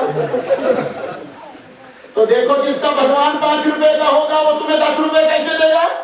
اگر کسی آدمی کا 100 روپیہ گم ہو گیا اور وہ بھگوان کے پاس جائے اور بھگوان خود ہو 5 روپے کا, اے بھگوان کرپا کرو میرے 100 روپیہ میرا گم ہو گیا, بھگوان کے کا دفع ہو جا, میں خود 5 کا ہوں, دوں گا. شرک انسان کی مطمع. اس لیے مشرک کا چہرہ دیکھو گے تو تم لوگوں کا روح اور جسم نفرت کرے گا کہ اسے اٹھ جاؤ, شرک سے بچ جاؤ. یہ شرک بہت بڑی بیماری ہے. میں پڑھ رہا تھا کہ ہم مسلمان کیوں ہوئے, اس کے اندر میں نے پڑھا ایک ہندو کی بیوی مسلمان ہو گئی. وہ جج تھا, اس کی بیوی مسلمان ہو گئی. تو پوچھا گیا کہ آپ مسلمان کیوں ہوئی ہیں. کہنے لگی میں راجستھان میں میرے خامد کی اپوائنٹمنٹ ہوئی, راجستھان میں میرے خامد جج لگے. وہاں چونکہ ہم جج تھے, ہمارے پاس مسلمان عورتیں بھی آتی تھیں اور ہندو عورتیں بھی آتی تھیں. ہندو عورتیں بڑی بن سنور کے آتی تھیں, زیور پہننا, کپڑے اچھے, خوشبو لگانی میرے پاس بیٹھتی تھی. اور مسلمان عورتیں بیچاری غریب, راجستھان کے مسلمان کتنے امیر ہوں گے, چند اس دور کی بات کر رہا ہوں, تو وہ بڑی غریب عورتیں تھی. لیکن میں ایک چیز محسوس کرتی تھی, جب ہندو عورت میرے ساتھ بیٹھتی تھی نا تو ایک عجیب قسم کی بدبو آتی تھی. اور مسلمان عورتیں بیچاری آتی تھی تو حالانکہ پرانے کپڑے اور پسینے میں شراب سمٹائی ہوتی تھی, لیکن ان سے وہ بدبو نہیں آتی تھی. تو میں نے بڑی تحقیق کی تو پتا چلا یہ شرک کی بدبو ہے, جو ان نہائی دھوئی ہوئی اور خوشبو والی عورتوں سے بھی وہ بدبو آ رہی. تو مجدد الفسانی نے اس چیز سے ختم کیا تھا, دیکھو اللہ اکبر چلا چلو, یہ دربار سے ہٹاؤ یہ چیزیں. یہ کیا تم نے لگا ابو الفضل کا, آپ کو پتا ابو الفضل پہ کیسے مرا. ابو الفضل کی گردن کاٹ دی گئی, سر کاٹ کے لٹکا دیا گیا. تو جو دین پڑھتے ہیں دنیا کی خاطر ذلیل و رسوا ہو جاتے ہیں. ابو الفضل کہ جس نے قرآن کی تفسیر بے نقطہ ہی لکھی ہے, اسے کوئی نقطہ نہیں اس کے لفظوں, جو بھی وہ لفظ لکھتا ہے ایسا حرف نہیں لکھتا کہ جس کے اندر نقطہ ہو. اور پتہ ہے آپ کو یہ مدد کس سے لیتا تھا, مجدد الفسانی رحمۃ اللہ علیہ سے. پتہ ہے مدد کس سے لیتا تھا, لاہور کے علماء سے مدد لیتا تھا کہ اب اس جملے کو میں نے بیان کرنا ہے ان لفظوں میں کہ جس میں نقطہ نہ آئے. تو جمال طلبی رحمۃ اللہ علیہ حضور کے مریدین اس کی حلق کرتے ہیں, یعنی مجدد الفسانی کہتے ہیں, یعنی تو جہاں ابو الفضل کا علم بڑھ جاتا تھا مجدد الفسانی اس کی رہنمائی فرماتے تھے کہ میرے نبی کی تعریف ہے, چلو کوئی بات نہیں ہم تمہیں بتاتے ہیں. تو جہانگیر کے دربار مسجد بنی, سب سے پہلی جماعت کشمیر کی اس دربار کے مسجد کے اندر مجدد الفسانی رحمۃ اللہ علیہ نے کروائی. بادشاہ ایک دن جہانگیر بادشاہ بیمار ہو گیا, کہنے لگا حضور میرے لیے دعا کیجیے. آپ نے فرمایا وضو کرتا ہوں, وضو تازہ کروں گا, لوٹا منگواؤ. اس نے لوٹا منگایا تو لوٹا سونے کا. آپ نے سونے کا لوٹا, فرمان لگے میری ساری تبلیغ اتنی کر کر کے پھر سونے کا لوٹا. او بھائی سونا حرام ہے. تو بادشاہ کی تعلیم دیکھو, کہنے لگا جی حرام کیا ہوتا ہے. یہ جہانگیر بادشاہ پوچھ رہا حرام کیا ہوتا ہے. تو جب بادشاہوں کو یہی نہ پتا ہو حرام کیا ہوتا ہے تو خاص حکمرانی کرے. جو تمہارے مدرسے کا پڑھا ہوا نہیں ہے وہ تم پہ حکمرانی کیسے کر سکے گا. جو جس کے پاس تمہاری تعلیم ہی نہیں ہے وہ تمہاری حکمرانی کس طریقے سے کر سکے گا. اپنے حاکم وہ بناؤ جو تمہارے مدرسے کا پڑھا ہو, حاکم اسے بناؤ جو تمہاری گلیوں میں چلتا ہو, حاکم اسے بناؤ کہ جو تمہارے معاملات کو جانتا ہو. اسے حرام کا نہیں پتا, لیکن نور جہاں پیچھے سے سمجھ گئی, اس نے فوراً بلوری یہ لوٹا جو ہے وہ پیش کیا پانی کا پردے کے پیچھے سے. آپ نے وضو فرمایا, وضو فرما کے آپ نے 2 نفل پڑھے. نفل پڑھنے کے بعد آپ نے بادشاہ کے لیے دعا کی تو فرمانے لگا میرا من چاہتا ہے کہ میں سرہند واپس جاؤں, تو ٹھیک ہو گیا انشاءاللہ. 1-2 دن کے بعد وہ ٹھیک ہوا, کہنے لگا حضور آپ مت جائیے, ذرا رک جائیے, میرا من چاہتا ہے کہ میں بھی سرہند آپ کے ساتھ چلوں. جہانگیر بادشاہ مجدد الفسانی رحمۃ اللہ کے ساتھ سرہند آیا. سرہند پہنچا, آتے ساری آپ کو پتا بادشاہوں کا رہنا سہنا اور ہوتا ہے, فقیروں کا اور ہوتا ہے. وہ جب گزرا تو مکان سرہند کے ٹیڑے میڑے تھے, اس طرح کو بنا غریبوں کی آپ کو پتا جسے دل کیا بنا دیا. یہ کوئی امریکہ اور کینیڈا تو نہیں ہے نا بھائی, یہاں یہ نہیں بن سکتا, یہاں یہ نہیں بن سکتا, اور جس کا جہاں دل کرے وہاں مکان بنا دیا. بادشاہ لگا گراؤ. مجدد الفسانی رحمۃ اللہ شیخ احمد سندھی کے گھر میں جاتے ہوئے راستہ سیدھا نہیں ہے, ابھی 4 ہی مکان گرے تو کسی نے روتے ہوئے کہا حضور مکان ہمارے گر رہے. ہم نے کہا تمہارے مکان کیوں گرا رہا کوئی. کہا جی بادشاہ کا آرڈر ہے کہ مجدد کے گھر کو جو راستہ جاتا ہے وہ سیدھا نہیں ہے, بیچ میں مکان آ رہے ہیں. ہاں خود کے فرمانے لگے ہم اسی طرح ہی رہتے ہیں، ان غریبوں کے مکان یہی رہنے دو، انہیں مت گراؤ۔ اچھا حضور، اپنا ڈیرا لگایا، ڈیرا لگا کے وہاں رہا، کھانے اب کہا مجدد ثانی رحمۃ اللہ فرمایا بادشاہ اب تیرے باورچی کھانا نہیں پکائیں گے، تو کچھ نہیں کرے گا، اب جتنے دن تو رہے گا تیری ضیافت یہ اللہ کا فقیر کرے گا۔ مجدد ثانی رحمۃ اللہ علیہ کے باورچی نے کھانا پکایا، ایسے میٹھے اور ایسے کھانے پکائے، اب پتہ نہیں کون پکاتا تھا، تو کھانے پکا کے جب جہانگیر کے سامنے پیش کرے کھائے تو کہ حضور اس کی ریسیپی جو ہے وہ میرے ذرا باورچی کو بتا دیجیے۔ حضور دوسرے دن پھر کہا اس کی ریسیپی ذرا میرے باورچی کو بتا دیجیے گا، آپ مسکرا پڑتے فرمانے لگے اچھا جتنے دن ضیافت وہ رہنا چاہتا تھا رہا۔ اس کے بعد روانہ ہونے لگا، کہا حضور آپ میرے ساتھ چلیں گے؟ آپ نے فرمایا تھوڑی دیر سوچا تو شاید الہام ہوا آپ کو کہ ابھی آپ کی زندگی کچھ باقی ہے، آپ چلیے۔ آپ کو یہ پتا چل گیا تھا اور الہام ہو چکا تھا کہ آپ صرف 63 سال زندہ رہیں گے اور یہ 62واں سال ہے، آپ چلیں۔ 19 سال گزر چکے ہیں جہانگیر کے ساتھ رہتے ہوئے، 19 سال بادشاہ کے ساتھ رہ کے ہندوستان میں کتنا ہمارے دین کو بچایا، اور آج ہم ان کا نام کم جانتے ہیں، ہم ان کے بارے میں کم فاتحہ پڑھتے ہیں، اور اتنے بڑے عالم دین 20 سال تک جہانگیر کی فوج میں رہ کے فوج کی تربیت، جہانگیر کے ساتھ رہ کے جہانگیر کی تربیت۔ آپ کے فرما ٹھیک ہے چلتا ہوں میں تمہارے ساتھ، کچھ کام یاد آئے، گنگا کے کنارے پہ جا کے ڈیرا لگا لیا، پڑاؤ کیا بادشاہ نے گنگا پہ، آپ نے وضو فرمانا تھا تو گنگا کا پانی لا کے فرمانا کہ میں گنگا کے پانی سے وضو نہیں کروں گا۔ یہ مجدد ہے، اس کے ہر کام میں کوئی کام گنگا کے پانی سے وضو نہیں کروں گا، کیوں؟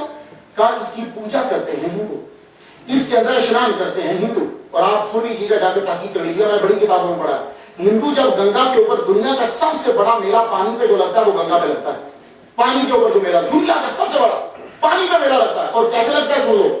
یہ سب سے پہلے جاتے ہیں اپنے پروہت کے پاس، وہ کیا کرتا ہے کہ گائے کا یورین ان کو دیتا ہے، اس سے یہ ہاتھ اور منہ دھوتے ہیں، اس کے بعد یہ چھلانگ لگاتے ہیں گنگا کے اندر کہ اب ہم پاک ہو گئے، یہ وہاں جا رہے ہیں۔ اس کے بعد اسی لیے شاہ رب الحق صاحب مکہ سے ان کی دعا کیجیے اللہ تعالیٰ سے کامل اجر عطا فرمائے۔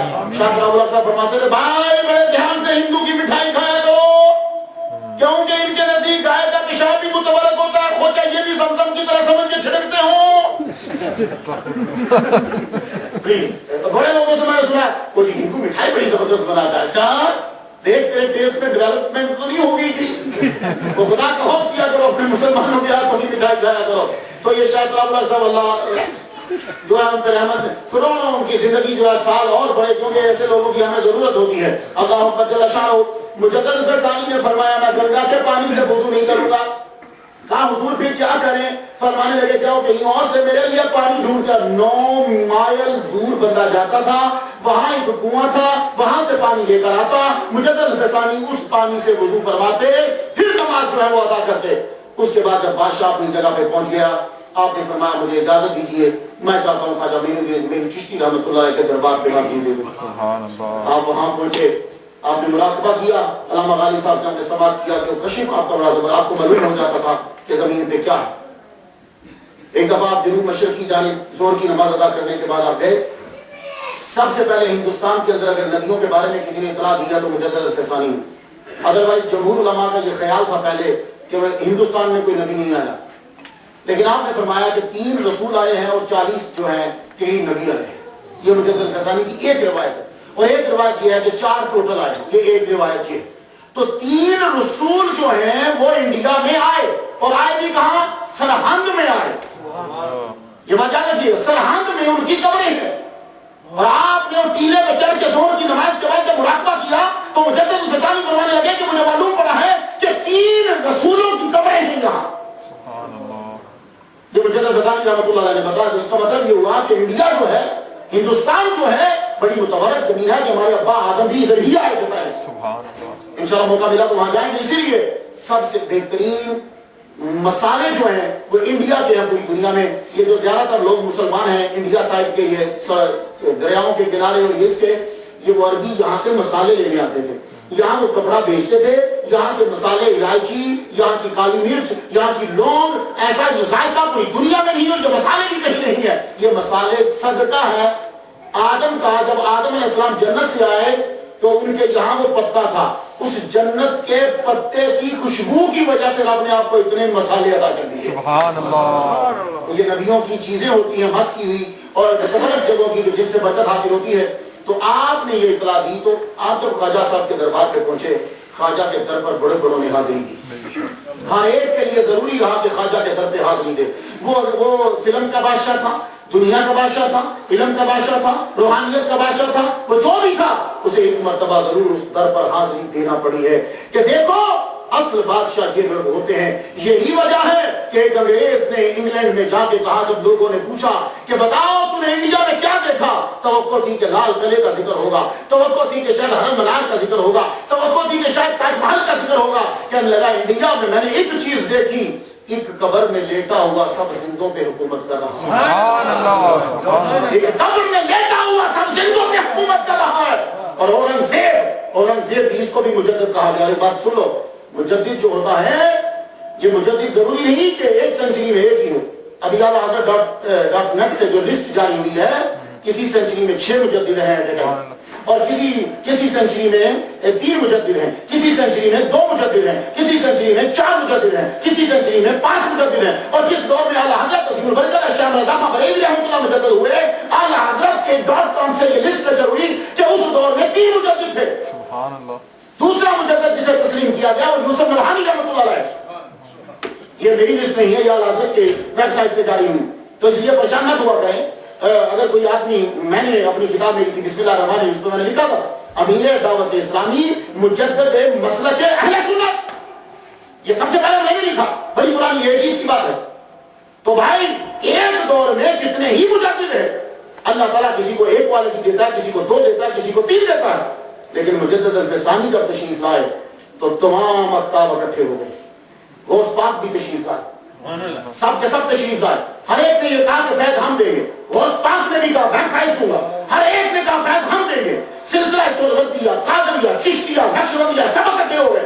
پھر میرے نبی نے آ کے فیصلہ کیا تھا، سنو ضرورت نہیں، کیونکہ ان سے جس کی طرف یہ ہوتے اس کا سلسلہ پوری دنیا میں پھیلتا. آپ نے فرمایا سلسلہ تو نقشبندیہ ہی چلے گا، لیکن تم جمع خاطر رکھو، جو جس جگہ اس کا نام چلے گا ہر سلسلے کو فیض ملتا رہے گا. اور آپ جب تک تھے تب تک سہروردیہ، چشتیہ، قادریہ، نقشبندیہ چاروں میں بات کرتے تھے. جب آپ دنیا سے رخصت ہونے لگے آپ نے فرمایا سنو اب میرے بعد صرف 2 میں بات کرنا میرے مریدوں، یا قادریہ میں کرنا یا نقشبندیہ میں کرنا. سبحان اللہ. یہ آپ وصیت فرما کے گئے. اب قادریہ میں تو فیض ہر جگہ. یہ مجدد جو ہیں آپ خود فرماتے ہیں، حالانکہ آپ کے دور میں شیخ عبداللہ محدث دہلوی رحمۃ اللہ علیہ ملا جیون ہیں، بڑے بڑے علامہ ہیں، شیخ وجیہ الدین ہیں، اور بھی علامہ بڑے موجود ہیں. لیکن اللہ تعالیٰ نے فیض دیا تو اس فیض پہنچایا تو اس مجدد کے ذریعے سے پہنچایا. تو شیخ احمد سرہندی رحمۃ اللہ علیہ جب وہاں پہنچتے ہیں، یہ ایسی بارگاہ ہے کہ جہاں بڑے بڑے بادشاہ بھی پہنچے. اورنگزیب عالمگیر حاضری دینے کے لیے وہاں پہنچا. یہ باقی بادشاہ تو رہتے ہی وہاں تھے. مجدد الفسانی رحمۃ اللہ جب پہنچے تو اورنگزیب عالمگیر بھی پہنچا تھا. ایک دفعہ رستے سے گزر رہا ہے تو ایک نبینا کو دیکھا کہ وہ آپ کے دربار پہ بیٹھا ہوا رو رہا ہے اور دعائیں مانگ رہا ہے. آپ نے فرمایا حافظ جی کتنے عرصہ ہو گیا؟ کہا بہت عرصہ ہو گیا، میں یہاں آنکھیں مانگ رہا ہوں کہ اللہ ان کے صدقے سے آنکھیں عطا فرما دے، پر مجھے آنکھیں مل رہی. فرمانے لگے حافظ جی میں جا رہا ہوں اندر سلام کرنے، میری واپسی تک تیری آنکھیں نہ آئیں تو میں تیری گردن اڑا دوں گا. اور 2 بندے اوپر بٹھا دیے. فرمانے لگے ہو میرے درباریوں جی، ایک حافظ کے سجدے ہو جائے، ایک حافظ کے بندے ہو جائے. اے حافظ بھاگے نہ، کیونکہ اگر کھیلے چھوڑ کے جاتے پیچھے سے حافظ بھاگ جاتا. اور آپ کو پتا جو نبینا ہوتا ہے اس کی حصے بڑی تیز ہوتی ہے. اور آپ نے فرمایا حافظ بھاگے نہ اور میں جا رہا ہوں خواجہ کے در پہ سلام کر دے. اورنگزیب عالمگیر جب سلام کر کے واپس آئے تو حافظ تیری دونوں آنکھیں واپس نہ آئی تو میں تیری گردن اپنے ہاتھ سے اڑاؤں گا. اورنگزیب عالمگیر رحمۃ اللہ علیہ واپس آئے تو حافظ دونوں آنکھوں سے دیکھ رہا تھا. سبحان اللہ. آپ مسکرا پڑے.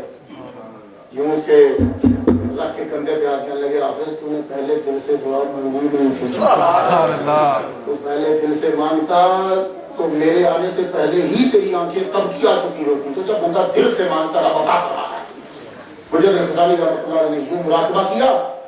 مراقبہ کرنے کے بعد آپ کو بہت کچھ عنایات ہوئی. اس کے بعد جو وہاں کے مجھے تھے سجادہ، انہوں نے آ کر حضور کو ایک چادر خاص عطا فرمائی، وہ خاص چادر وہ خود ہی رکھتے تھے، وہ چادر عطا کی آپ نے، وہ لی۔ علامہ صاحب نے فرمایا کہ آپ نے وہ چادر کہا اپنے بیٹے سے کہ یہ جب میں دنیا سے جاؤں تو میرے کفن کے ساتھ اس چادر کو رہیں گے۔ آپ واپس آ گئے، واپس جب آئے تو آپ کی عمر مبارک جو ہے وہ 62 مکمل ہو چکی ہے۔ آپ نے فرمایا کہ مجھے یہ الہام ہو چکا ہے کہ میری عمر بھی حضور کی سنت کے مطابق 63 سال ہی ہوگی، جیسے میرے نبی کی تھی ویسی ہی ان کی ہی عمر اتنی ہوگی، 63 سال۔ 22 سفر ہوا تو 22 سفر کو آپ اپنے آبا و اجداد کی قبروں کے اوپر گئے، آپ نے قبروں پہ جا کے فاتحہ پڑھی اور آپ کا سختی سے عادت، آپ سن لو کلمات، جیسے ہمارے چیئرمین صاحب نے بدیعی صاحب نے کہا کہ اصل چیز آ گئی اور میں تقریر بھی ختم کرنے لگا ہوں۔ آپ نے اعلان فرمایا کوئی بندہ قبر کو چومے گا نہیں، سختی سے عادت تھا، کوئی قبر کو چومے گا نہیں، یہ قبر کے گرد چکر اور دھمال ڈالنے آپ نے فرمایا یہ منع، یہ سما سمو آپ نے سختی سے منع کر دی، کیوں؟ اس لیے کہ وحدت الوجود کی تشریح ختم ہو گئی، فرمانا یہ چیزیں ختم۔ آپ فرماتے تھے سنو یہ ریاضتیں اور یہ مجاہدے تمہیں میں سب سے مشکل ترین ریاضت اور اب سنو اب اصل خلاصہ ہے اور یہ کیلگری والا سب کے لیے ہے۔ آپ فرماتے تھے سنو سب سے مشکل مجاہدہ نماز ہے، جس نے خشوع و خضوع سے نماز ادا کر لی اب اس کو کسی چلے کی ضرورت نہیں، کسی مجاہدے کی ضرورت نہیں، سبحان اللہ، کیونکہ رب نے قرآن میں کہا انہا لکبیرۃ، انہا لکبیرۃ، یہ نماز بہت بھاری ہے، الا علی الخاشعین، جب خشوع ہوگا تو پھر ہلکی ہو جائے گی، ورنہ یہ بڑی بھاری ہے۔ تو جب تم نماز پڑھ رہے ہو یہ مجدد الفسانی کا سبق ہے، کبھی آپ نے نماز مس نہیں کی، اشراق مس نہیں کی، چاشت مس نہیں کی، ابابین مس نہیں کی، تہجد مس نہیں کی۔ ابابین میں سورہ واقعہ پڑھتے تھے، یہ ابابین 6 نفل ہیں جو مغرب کے بعد ادا کیے جاتے ہیں، ابابین میں سورہ واقعہ پڑھتے تھے اور آپ وتر پڑھتے تھے۔ سن لیجیے اب یہ اصل چیز ہے، وتر پڑھتے تھے، وتر کی پہلی رکعت میں سبح اسمہ، دوسری رکعت میں قل یا ایھا الکافرون، تیسری رکعت میں قل ھو اللہ، اور جب آپ دعائے قنوت پڑھنے لگتے تھے تو قنوت شافعی کو قنوت حنفی میں ملا کر دونوں قنوتیں پڑھتے تھے۔ کیوں؟ اب سنیے کیوں؟ آپ حنفی تھے، مجدد الفسانی مسلک حنفی ہیں، کسی نے کہا حضور پیار تو کرتے ہو امام شافعی سے تو پیروی کرتے ہو امام اعظم کی، یہ وجہ کیا ہے؟ آپ کو تو شافعی ہونا چاہیے کیونکہ آپ کو امام شافعی سے بڑا پیار ہے۔ کہنے لگے دونوں مجتہدوں کے مسائل جو ہیں وہ میرے سامنے آئے، میں نے ریسرچ کی، حق 2 حصے امام اعظم کے ساتھ تھا اور 1 حصہ امام شافعی کے ساتھ تھا۔ یہ علماء فقہ جو ہیں یہ سمجھیں گے، آپ اتنا ہی یاد رکھیے، یہ نہیں جو کہ حق مینس جو اصل تحقیق ہے وہ دیکھی گئی، وہ تحقیق 2 حصے امام اعظم کے ساتھ۔ تو میں نے سوچ لیا کہ میں امام اعظم کی پیروی کروں گا زیادہ مسائل کے ساتھ، نوافل میں کبھی کبھی وہ امام شافعی کی بات کی طرف جاتے تھے، یہ مسئلہ کر حنفی امام شافعی کا بڑا احترام کرتے، تو دونوں قنوت ملا کر وتر میں پڑھتے وہ ادا کرتے، اور عشاء کی نماز ضرور ادا کرتے، چاش کی نماز جو ہے وہ ضرور ادا کرتے، تہجد ضرور پڑھتے۔ عید آ گئی، یہ آپ کی عید ہے، یعنی سفر محرم ذوالحج، عید کا خطبہ دینے کے بعد آپ نے کہا سنو ہماری عمر پوری مکمل ہونے والی ہے، ہمیں 63 سال ملے تھے، 63 سال پورے ہونے میں چند دن باقی ہیں، میں یہ چیزیں تمہیں کہہ رہا ہوں، سنو سنت سب سے ضروری شے ہے، سنت چھوڑ کر تم کبھی کامیاب نہیں ہوگے، سنت کو پکڑ لو۔ یہ وہ مجدد کہہ رہا ہے کہ جس نے ہندوستان کے تخت کو اپنے جوتے کی نوک پر رکھ کے ٹھکرا دیا، وہ کہہ رہا ہے سنت کے بارے میں تمہیں قیامت کے دن پوچھا جائے گا۔ اور آج ہم لوگ، میں امریکہ میں، آپ تو ماشاءاللہ بڑے اچھے پابند ہیں، میں نے امریکہ میں لوگوں کو دیکھتا ہوں، یا تو لوگ نماز why are you not covering your head while offering نماز، کہتے ہیں یہ جسٹ سننا، یہ تو صرف سننا ہے، وہ سر کو کور نہیں کر رہا، بولا یہ سننا ہے۔ دیکھو آپ کو ٹوپی نہیں ملتی نہ پہنو، کوئی بات نہیں، آپ کو ٹوپی نہیں ملی، آپ کے سر میں کوئی پرابلم ہے نہیں پہنو، کوئی بات نہیں، لیکن حقیق کبھی نہ جانو، یہ بات ہے۔ ایک ہے سنت پہ عمل نہیں کر رہے، ایک ہے سنت کو حقیق جان رہے۔ ایک آدمی کی داڑھی نہیں ہے یہ الگ بات ہے، ایک آدمی داڑھی کی توہین کر رہا ہے یہ الگ بات ہے، داڑھی نہیں رکھی یہ اور بات ہے، یہ نبی کے اوپر ہے، لیکن داڑھی کی توہین کی اب رب کے اوپر ہے۔ جواب یاد رکھنا، داڑھی نہیں رکھی یہ نبی پر ہے، داڑھی کی توہین کر دیا مسئلہ نبی کی عدالت سے نکل گیا کیونکہ تم نے اس کے محبوب کی توہین کی ہے، اب یہ خدا کی عدالت میں پہنچ گیا۔ اور ایک بات جہاں عرض کروں، یہ تم اکثر کہتے ہو السلام علیکم وعلیکم السلام، اگر اللہ سلام نہیں لگتا تو السلام علیکم، اچھا السلام علیکم وعلیکم السلام، سلام کرنا سنت ہے، جواب دینا واجب ہے، سلام کرنا سنت ہے، جواب دینا واجب ہے۔ یہ اکبر بادشاہ نے بدل دیا تھا اس کو بھی، اس کے دربار میں کیا ہوتا تھا، اللہ اکبر یہ سلام ہے، آگے سے دوسرا بولتا تھا جل جلالہ، کیا بھنڈ بات، جیسے ابھی آپ کو گڈ مارننگ، گڈ ایوننگ، یہ سارے بھائی یہ سلام نہیں ہوتے. تو السلام علیکم جو کہے یہ کہنا سنت، اور وعلیکم السلام کہنا واجب. اب پوچھو علامہ غالب صاحب سے، علامہ غالب صاحب واجب ضروری ہوتا ہے یا سنت؟ بولے اصول میں یہ لکھا ہے کہ واجب ضروری ہوتا ہے. درجے کے لحاظ سے نہیں بات کرا کہ ویسے طاقت کے لحاظ سے یہ کہ آدمی کو وہ ضروری کرنا چاہیے، کرنا تو اسے بھی چاہیے. اچھا پھر یہ بتا دیجئے کہ سنت کا ثواب کتنا ہے؟ بولے جو السلام علیکم کہے گا اس کو 90 نیکیاں ملیں گی، جو وعلیکم السلام کہے گا اس کو 10 ملیں گی. سبحان اللہ. تو کہاں گے وہ لوگ جو سنت کو حقیق سمجھتے تھے؟ یہاں سنت کا ثواب 90 نیکیاں ہیں اور واجب پر عمل کرنے کا ثواب 10 نیکیاں ہیں. سبحان اللہ. تو بھائی سنت کو کبھی حقیق نہ سمجھنا. یہ پگڑی رکھا، حضور نے ٹوپی بھی پہنی، ٹوپی بھی پہنا تھا، یہ مطلب نہیں ہے، لیکن کبھی کبھی پگڑی بھی پہن لیا کرو. کیوں؟ جب تم جمعہ کے دن پگڑی پہن کر آتے ہو تو فرشتے جو دروازے پہ کھڑے ہوتے ہیں وہ یوں تمہیں سلوٹ کرتے ہیں. اس کا مطلب یہ نہیں ہے کہ جن لوگوں نے ٹوپی نہیں پہنی یا ننگے سر رہے، نہیں، یہ آپ کو فضیلت بتایا کہ جب کبھی موقع ملے اپنے نبی کی سنت کو بھی پورا کر لو. ہر ایک کی آرزو ہوتی تھی کہ نبی کی سنت کو جو ہے وہ پورا کیا جائے. جتنی سنن ہیں اللہ اکبر جل شانہ، 22 23 آپ نے لوگوں کو اکٹھا کیا. آخری دن آ گیا 27 یا 28. علامہ صاحب نے جو ریسرچ کی ہے وہ 28 کی ہے اور 29 کو ان کی وفات. میری جو ریسرچ کی وہ 27 کی ہے، 28 کو ان کی وفات. آپ نے دنیا سے رخصت ہونے سے پہلے کا دن جو ہے نماز جمعہ بھی آپ نے پڑھایا. نماز جمعہ میں آپ نے تقریر کی. تقریر کرنے کے بعد آپ گھر تشریف لائے. رات جو ہے وہ گزر گئی. تہجد کی نماز آپ نے ادا کی ہے. تہجد کی نماز ادا کرنے کے بعد آپ جو ہے اشراق کی نماز بھی کہتے ہیں کہ اشاروں سے آپ نے ادا کی. اس کے بعد آپ یوں جو ہے وہ لیٹ گئے اور لیٹے. مجدد فسانی رحمۃ اللہ علیہ نے یوں ہاتھ رکھا یہ والا کان کے نیچے یوں رکھا اور قبلے کی جانب منہ کر کے آپ لیٹے اور ایک دم سے روح قبض انصری سے پرواز کرنے لگی. 2 مرتبہ آپ کے منہ مبارک سے نکلا اللہ اللہ. یہ اللہ کہا، روح اللہ تعالیٰ نے واپس لے لی اور آپ کو وہیں سرہم شریف میں جیسے آپ نے کہا تھا وہاں آپ کو دفنا دیا گیا. اور آج پوری رحمتیں ان پر وہاں نازل ہوتی. پھر جہانگیر کو پتا چلا، جہانگیر کو معلوم ہوا کہ شاہ احمد سرہندی دنیا سے چلے گئے. وہ وہاں سے چلا دارالحکومت سے چل کے سرہند آیا.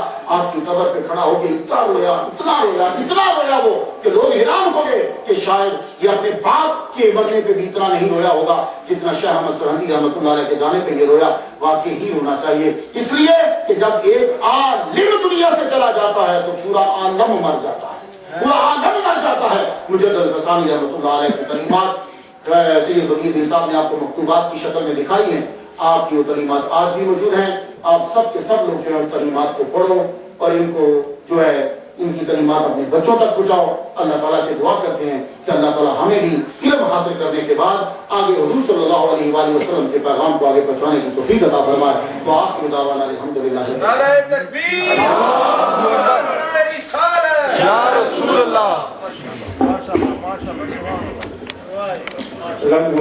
بس آخر میں اپنے محترم مہمان حضرت علامہ مولانا سید مختار حسین نعیمی صاحب بڑا مشکور ہوں کہ آپ اپنی مصروفیات میں سے آپ نے وقت نکالا اور آپ یہاں تشریف لایا. ماشاء اللہ کیونکہ مزہ آیا نہیں آیا. سبحان اللہ. الحمدللہ ایمان تازہ ہو گیا. اللہ تبارک و تعالیٰ علامہ صاحب کی عمر میں، اقبال میں، صحت میں، رزق میں، علم میں برکت عطا فرمائے.